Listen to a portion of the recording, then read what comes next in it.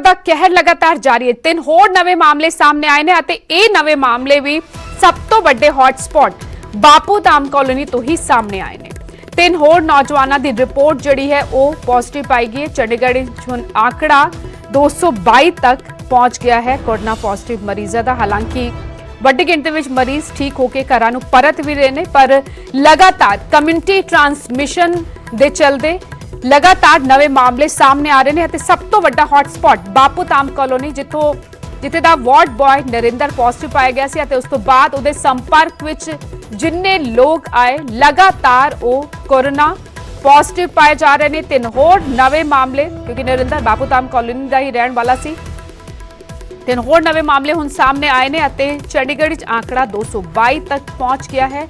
हालांकि वधेरेतर मरीज ठीक होकर अपने घरां नूं परत चुके ने, पर इस विचाले नवे मामले सामने आने का सिलसिला रुक नहीं रहा।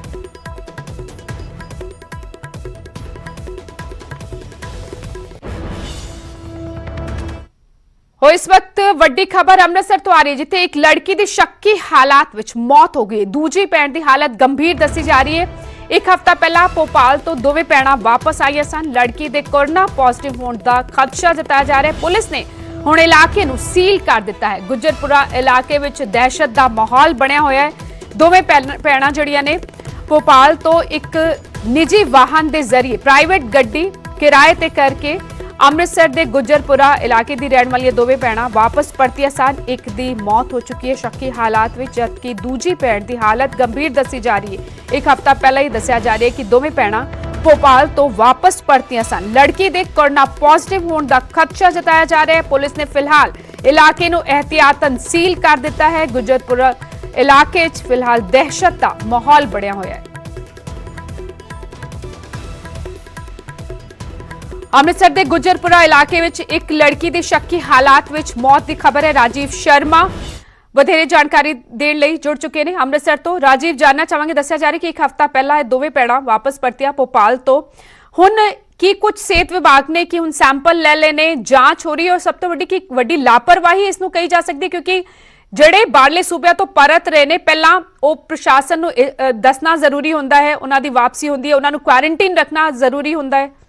जी बिल्कुल रजिंदर, ये खबर जी असी दिखा रहे हैं दर्शकों को, तो इसे भी दिखाने का मकसद ही यही है कि जिला प्रशासन और सेहत विभाग बड़े बड़े जो दावे करता है उन्होंने सच्चाई कितनी है। तो जमीनी हकीकत यही है जो हुण ताज़ा मामला अमृतसर के गुजरपुरा इलाके तो सामने आया। और कल शाम 6 बजे इस लड़की की जी मौत हुई सी। और इस तो भी हैरानी की गल है कि यह लड़की जो भोपाल तो रवाना हुई सी तो उस वेले भी बीमार सी। उत्थों दी जिहड़ियां डॉक्टरी रिपोर्टां ने या उत्थों का जिहड़ा रिकॉर्ड है वह भी साडे कोल पहुंचा। उस मुताबिक जिहड़े उत्थे इन्हां दे पैरोकार सन, जिथे लड़कियां पढ़ाई कर रही सन, तो उन्होंने खुद अपनी जिम्मेवारी ते इन्हां नूं बिना किसी प्रशासनिक अधिकारी नूं सूचित कीतियां इत्थे वापस भेजिया।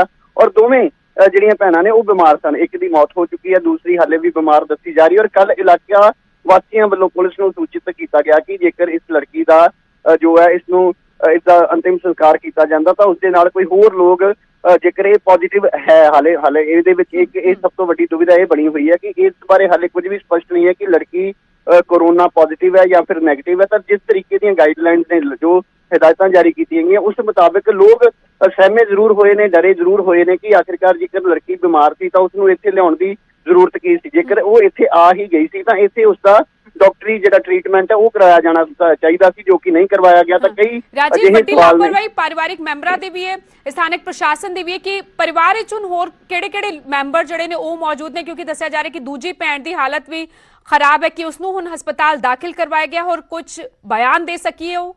जी ये प्रवासी परिवार है और फिलहाल उसनूं घर दे कोल ही दस्सिया जा रहा है कि उसनूं जिथे ट्रीटमेंट दवाया जा रहा है, पर डेड बॉडी जो है फिलहाल कैंडी दे विच रख दी गई है। हुण ये देखण वाली गल होएगी कि सेहत विभाग जदों तक उत्थे पहुंचेगा उस तो बाद ये सारे सवालों के जवाब मिलणगे, जो कि असीं भी इंतजार कर रहे हैं। और कल 6 बजे इसकी मौत हुई, उस तो बाद रात वेले पुलिस जिहड़े संबंधित थाने के नाल पुलिस अधिकारी ने वो पहुंचे, सवेरे भी पुलिस उत्थे पहुंची सी। पर दुख वाली गल यह है कि सेहत विभाग नूं सूचित किए जाने तो बाद भी हाले तक कोई सेहत विभाग का नुमाइंदा जिहड़ा मौके ते नहीं पहुंचा, जो कि सेहत विभाग के उपर एक वड्डा सवाल खड़ा कर रहा है। क्योंकि उन्होंने वालों यह दावा किया जाता है कि 24 घंटे साडियां टीमां तैनात ने, जितों भी सानूं कोई अजिही जानकारी मिलती है कि जिथे किते कोई कोरोना पॉजिटिव या कोई शक्की मरीज है तो साडियां टीमां तुरंत उत्थे पहुंच के उसके सैंपल लैंदियां ने। तो ये ਲੜਕੀ ਜਿਹੜੀ ਹੈ ਕਿ ਇਸ ਦੁਨੀਆ ਤੋਂ ਜਾ ਚੁੱਕੀ ਹੈ, ਤਾਂ ਉਸ ਨੂੰ ਲੈ ਕੇ ਵੀ ਹੁਣ ਜਿਹੜਾ ਇੱਕ ਇਹ ਵੀ ਵੱਡਾ ਸਵਾਲ ਹੈ ਕਿ ਉਸ ਲੜਕੀ ਦਾ ਅੰਤਿਮ ਸੰਸਕਾਰ ਵੀ ਕੀਤਾ ਜਾਣਾ ਸੀ, ਪਰ ਹੁਣ ਕੀ ਉਸ ਦਾ ਸੈਂਪਲ ਲਿਆ ਜਾਏਗਾ ਜਾਂ ਉਸ ਦਾ ਪੋਸਟਮਾਰਟਮ ਕੀਤਾ ਜਾਣਾ, ਤਾਂ ਜਦੋਂ ਤੱਕ ਸਿਹਤ ਵਿਭਾਗ ਉੱਥੇ ਨਹੀਂ ਪਹੁੰਚਦਾ